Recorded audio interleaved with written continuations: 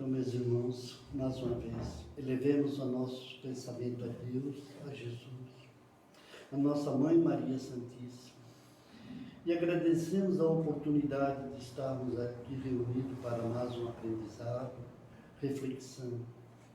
E em pensamento, oramos a prece que o Pai nos ensinou. Pai nosso que estás no céu, santificado é o teu nome. Venha o teu reino, seja feita a tua vontade, assim na terra como é feito nos céus. O pão nosso de cada dia nos dai hoje. Perdoa, Pai, as nossas ofensas, assim como nós perdoamos a quem nos tem ofendido. E não nos deixes entregue às tentações, mas livra-nos, Senhor, de todos os males. É com essa prece que damos por aberto a palestra doutrinária da noite de hoje. Passamos a palavra ao nosso grupo Daniel, do centro do Núcleo Espírita Cantinho Fraterno. A palavra toda tua. Muito obrigado. Boa noite a todos. Boa noite. Oi. Nós vamos falar hoje sobre a ingratidão dos filhos e os laços de família.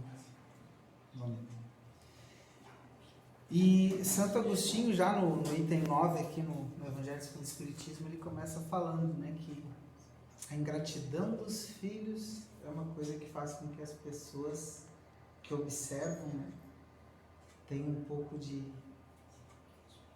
sentimento ruim. Como alguém pode ser ingrato se aquele pai foi tão bom?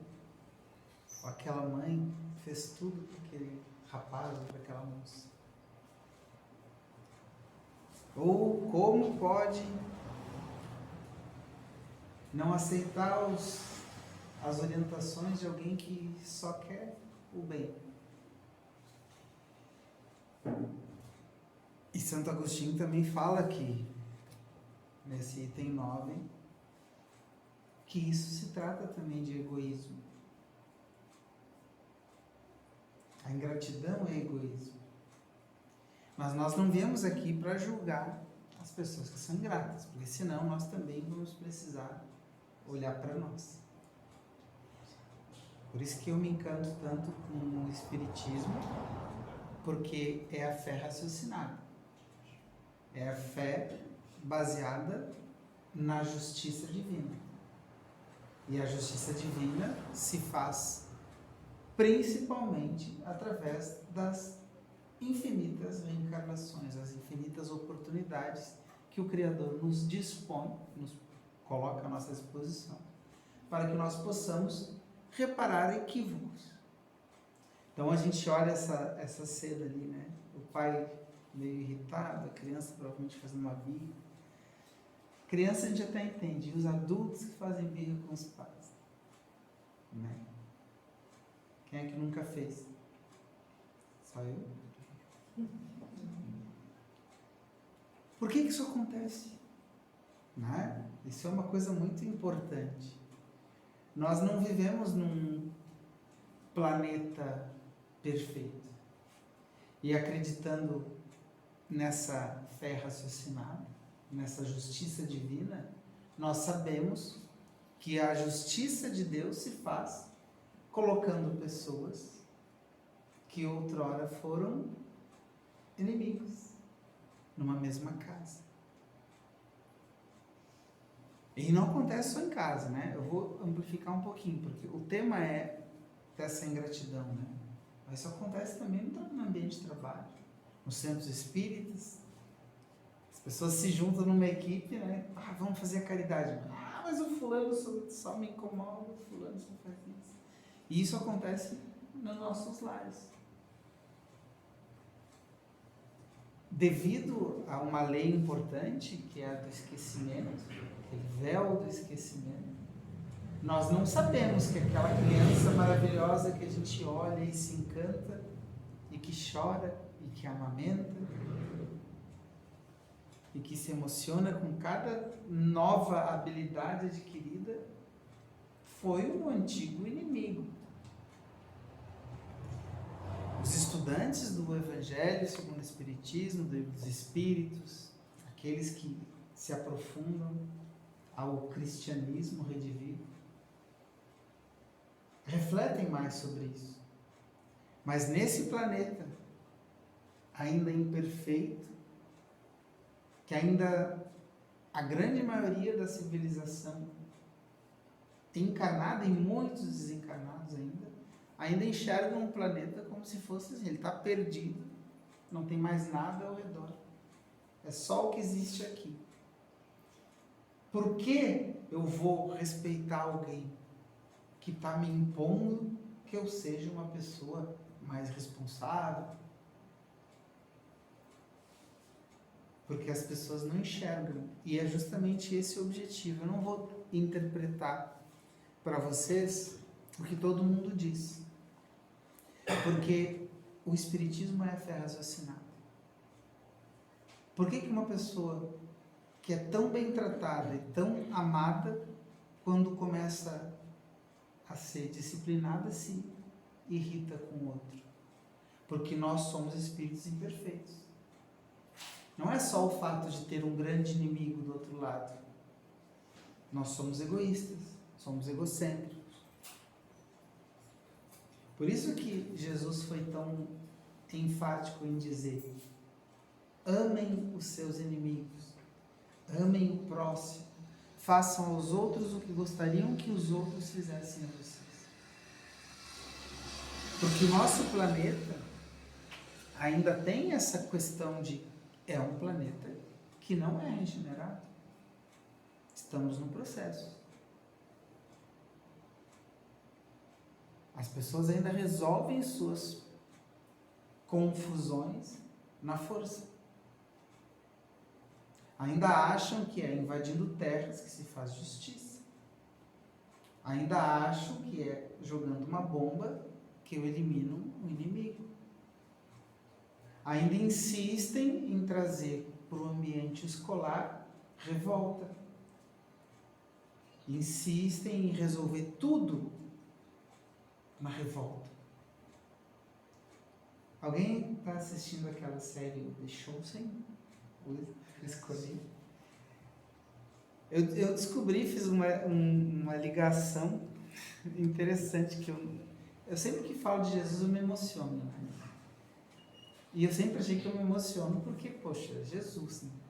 Mas vendo The Chosen ali, mesmo lendo as coisas, é que olhando a sétima arte, né, o cinema, ele tem esse dom, né? Ele faz links emocionais mais fortes. Como nós somos, né? Vocês acham que se Jesus aparecesse agora, encarnasse, ele ia ser melhor tratado do que ele foi? Eu acho que ia ser pior, sabe? Eu não estou fugindo do tema, tá? Até porque não é redação, posso fugir um pouquinho. Mas vocês acham que ele ia ser melhor tratado? Vocês acham que um homem hoje, numa universidade, falar de amor e perdão, de que nós não temos raça, nós não temos gênero para lutar, nós somos seres humanos que ora encarnamos pretos, ora brancos, ora pardos, ora amarelos, ora vermelhos, que a luta por força feminina não é o importante, porque ora nós nascemos mulher, ora homem, ora devido aos nossos desajustes homossexuais. Se alguém disser isso numa universidade, e que nós não precisamos dessas discussões e que devemos só respeitar e amar, vocês acham que vai acontecer o que com essa pessoa?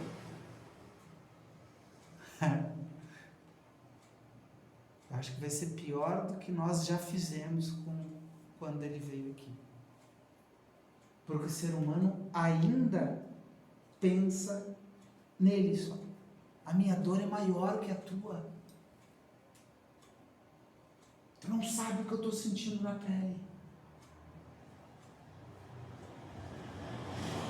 Enquanto nós fizermos essas reflexões egoístas, porque essa é a questão, nós vamos ter esses problemas na nossa sociedade. E nós não vamos evoluir. Nós não vamos progredir. Porque todo mundo diz, eu quero paz. Mas aquele cara lá não merece paz. Ele tem que ser eliminado. E isso acontece dentro de casa. Porque as pessoas, quando começam a ter o seu espírito liberto, porque quando é criança a gente está de boa, né? Porque o pai, tudo que a gente faz, ele acha bonito. A mãe também, mãe nem se diz, né? A mãe, às vezes até tá um velho lá, 50 anos, filho, fazendo só bobagem, e a mãe diz, ai, pobrezinho. Mãe é a coisa mais linda do mundo. Por isso que a gente tem que nascer homem e nascer mulher. Nascer mulher, porque o homem já fala, aí a mulher diz, ai, pobrezinho. Porque os hormônios fazem diferença. Toda a diferença.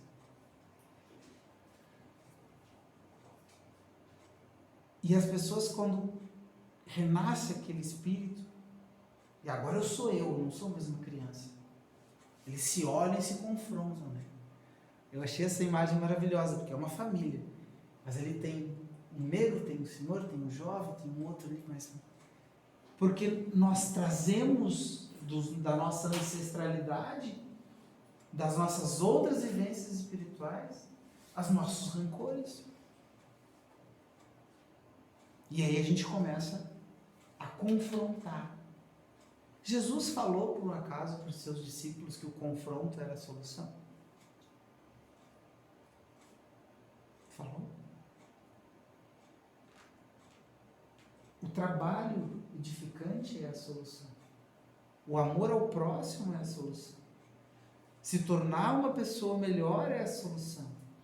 Aí por isso, hoje nós temos uma coisa que é extremamente importante, que foi acrescentada, porque a nossa humanidade já está madura para isso. Nós somos teimosos, mas já está maduro. Amem-se uns aos outros, estudem, se aprimorem. As pessoas não querem, elas querem sensações. E aí o que acontece dentro de um lar? Quando as pessoas viciadas já de outras existências se encaram com seus algozes, ou nem é um algoz. É alguém que se comprometeu em ser aquele espírito que vai orientar, alguém que tem débitos mais pesados. Mas você se irrita, porque a paciência do outro te irrita. A calma com que a pessoa tenta te orientar te incomoda. O perdão que ela quer que você tenha para com aqueles que te ofendem te incomoda. E aí existem os confrontos. Mas vocês não podem esquecer jamais que nós viemos sim para discutir nossos débitos, né? Ali eu fiz isso com a inteligência artificial e eu não consegui tirar moedas nem dinheiro do negócio. Que eu falei assim, um ancião com seu mestre e um discípulo discutindo sobre débitos do passado. Ou moeda ou nota. Não consegui, a inteligência artificial não me ajudou. Mas, metaforicamente, o que nós temos de mais precioso do que o nosso aperfeiçoamento, do que o nosso conhecimento adquirido em prol do próximo? Nenhum de nós vai sofrer mais do que nós conseguimos suportar. Porque Deus é soberanamente bom e justo. O que nos falta é humildade para aceitar que nós estamos num planeta que faz com que a gente passe por momentos difíceis. E que nós aqui, nesse ambiente, nesse bairro, nessa cidade, somos privilegiados. Está explodindo bomba ali, as 3 quilômetros. A violência que nós temos aqui ainda é muito menor do que em grande parte do nosso planeta. Ainda é. Porque existem muitos líderes, falsos profetas. Eu tenho a petulância de dizer isso, falsos profetas. Que se dizem intelectuais ou políticos, que incentivam as pessoas a lutarem umas contra as outras, em busca de justiça. Mas nós aqui somos privilegiados. Nenhum de nós sofre tanto quanto algumas pessoas estão sofrendo no nosso planeta. Temos sofrimento, temos doenças, temos dívidas. O trabalho nem sempre é com a pessoa com a qual a gente se sente mais feliz, né? Às vezes o nosso colega é alguém que nos desafia, o nosso chefe não nos tolera tanto quanto nós gostaríamos. Mas a nossa vida ainda é uma vida melhor, porque nenhum de nós vai carregar a cruz, metaforicamente falando, que nós não consigamos carregar. Vocês conseguem compreender isso?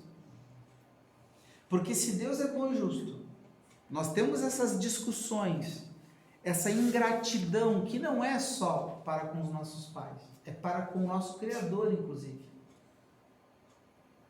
Porque nós não somos só ingratos com aqueles que nos dão a oportunidade de nascer. Nós somos ingratos com Deus. Nós somos ingratos com Jesus, o nosso modelo e guia.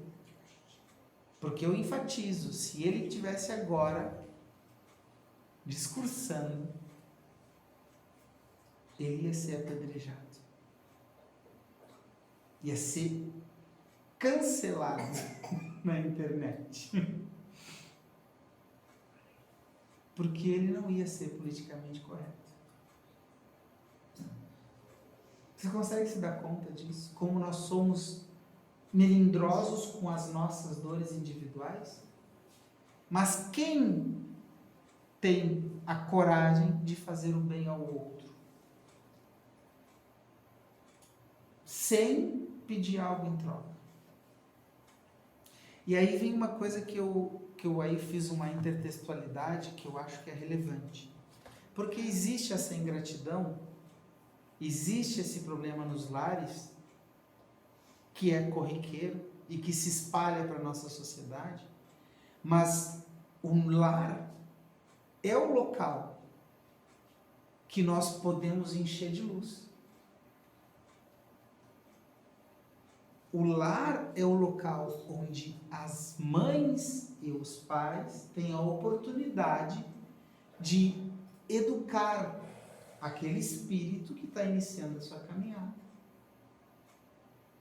E que tem a oportunidade de, com resignação, fazer com que estes indivíduos, mesmo que sendo ingratos, né, na fase construindo a maturidade,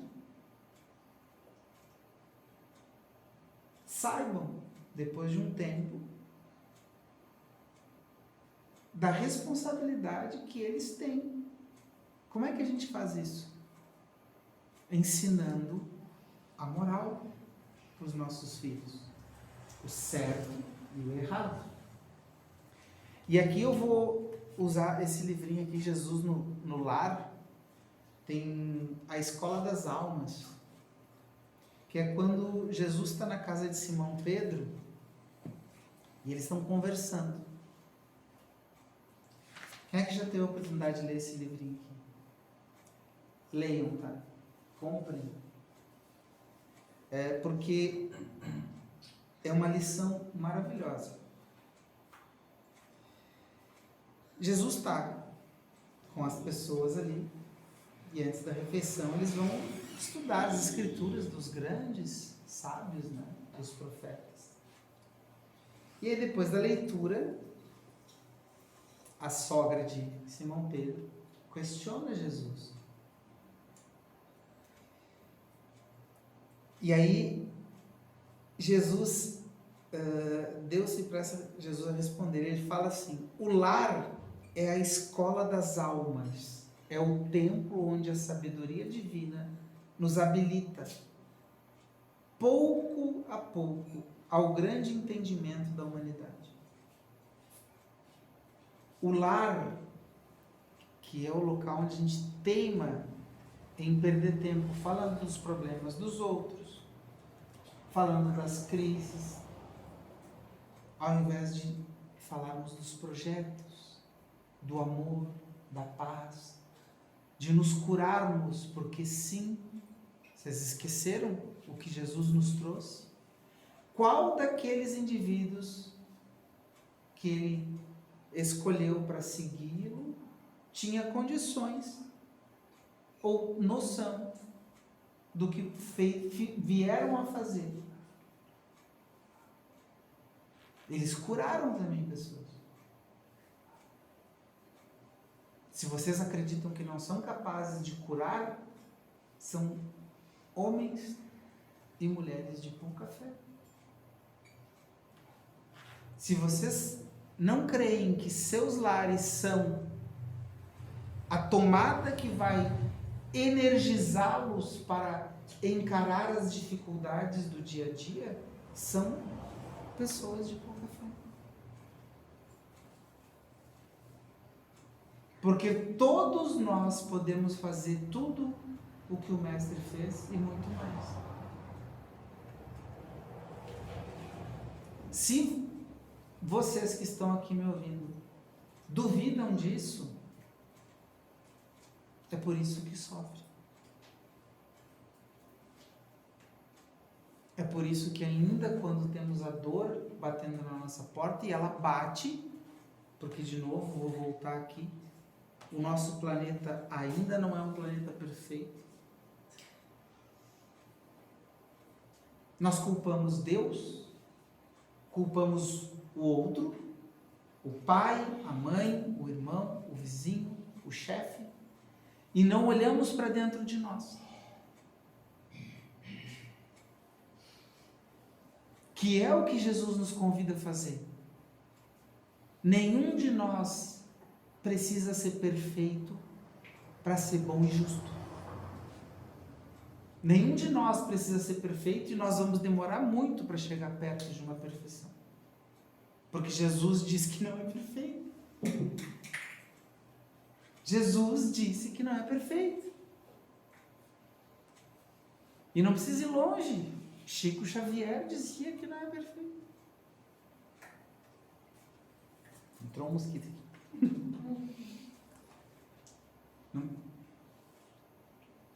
Como? São pessoas boas. Jesus, então, é o nosso modelo e guia, é o príncipe, é o rei da humanidade. Imagina nós.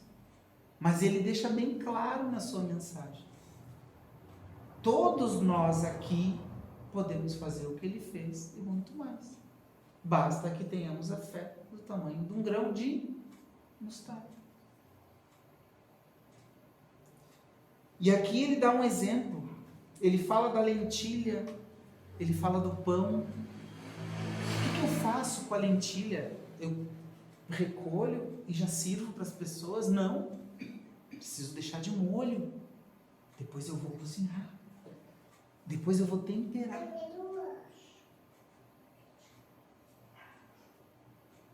Para que fique melhor.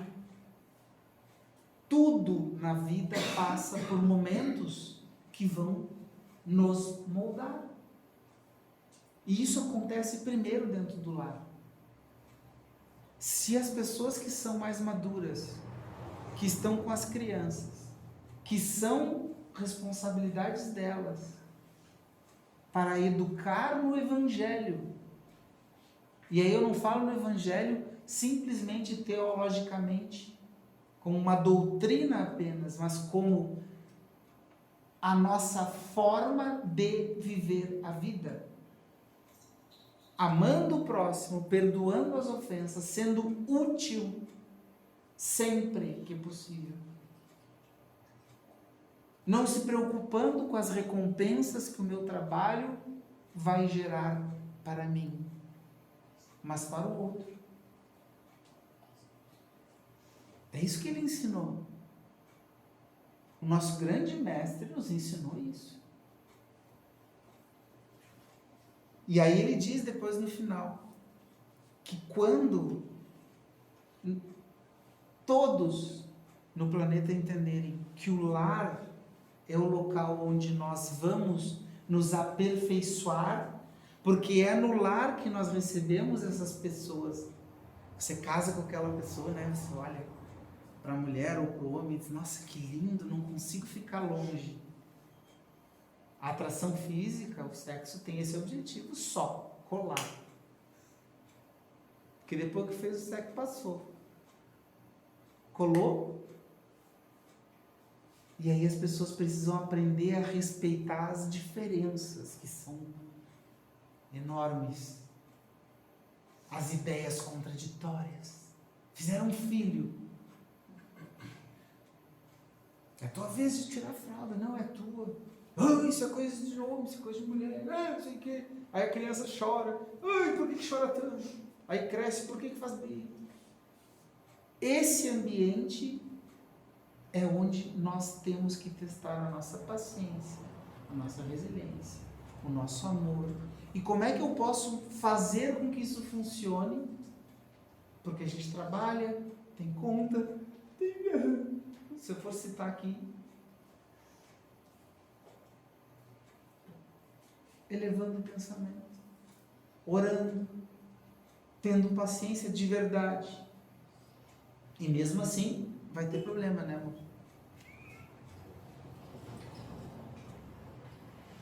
Porque nós estamos num planeta ainda imperfeito.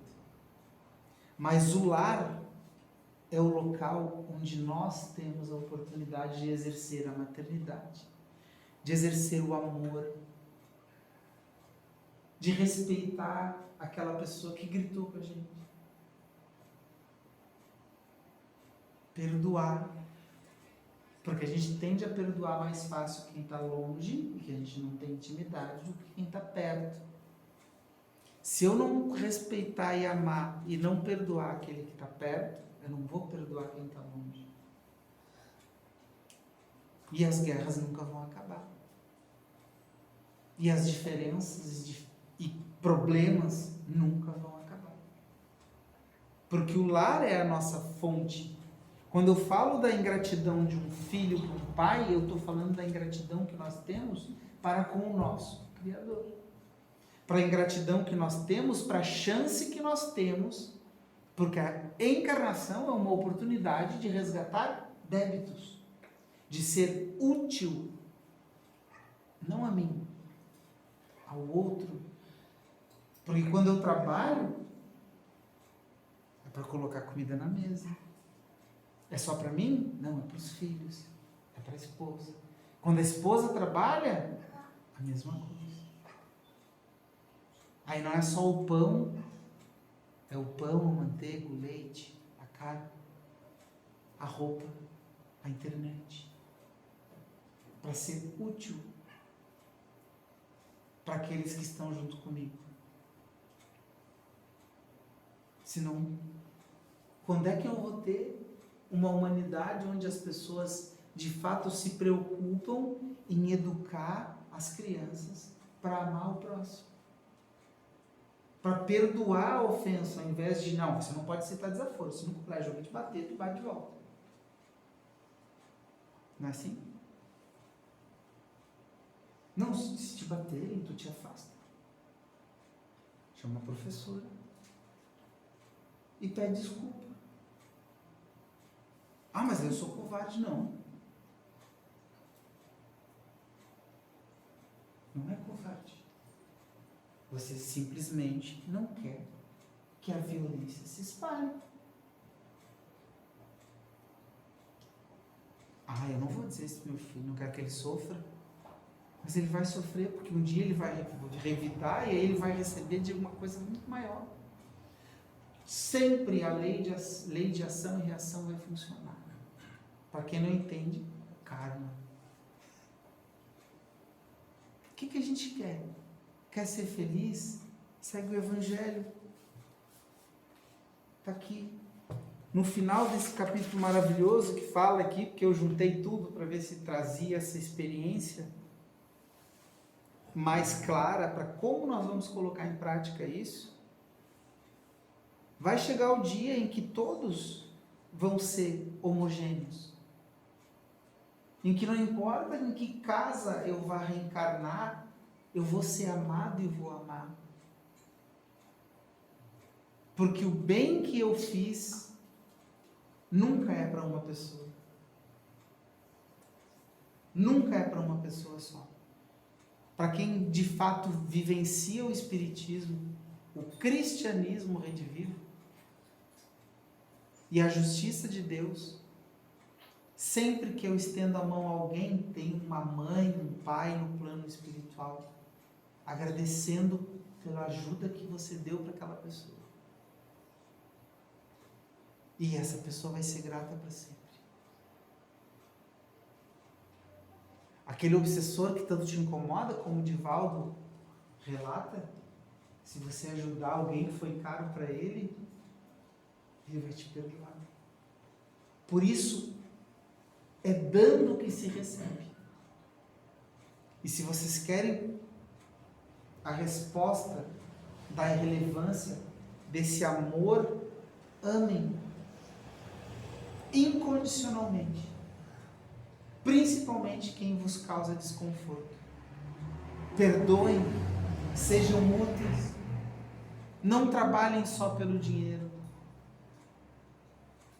trabalhem pela utilidade que vocês têm para a humanidade. E nós vamos começar a consertar esse planeta. Não tem outro jeito. E aí vai chegar o dia em que as famílias não vão ser mais só as espirituais, porque nós vamos todos, durante tanto tempo, amamos tanto, fizemos o bem tanto, que todos são a nossa família. Não se assustem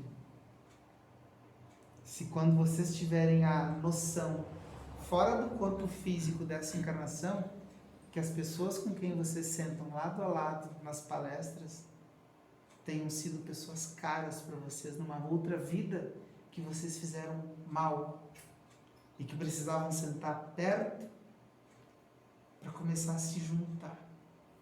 Não se assustem. Que o colega de trabalho é um antigo irmão, um pai que vocês fizeram mal e que vocês estão tendo a oportunidade de resgatar. Ninguém aparece na nossa vida por acaso. Sigam o Evangelho. Sigam os ensinamentos do nosso Mestre. E nós vamos transformar o nosso planeta. Eu espero que eu tenha sido útil. Eu tentei trazer, é coisa de professor, né? O tema para algo que eu penso que podia ser usado na vida de cada um dos ouvintes. Espero que eu tenha sido útil nessa empreitada. E como diz o Geolar, que eu sou fã dele, tudo que aqui foi dito seja o primeiro para mim. Né, amor? Então, obrigado por terem me ouvido. E que a gente possa transformar esse planeta de verdade, amando as pessoas, perdoando e não dando voz, né, para aqueles que nos incentivam a coisas que a gente já está cansado de saber que não é o certo. Que assim seja.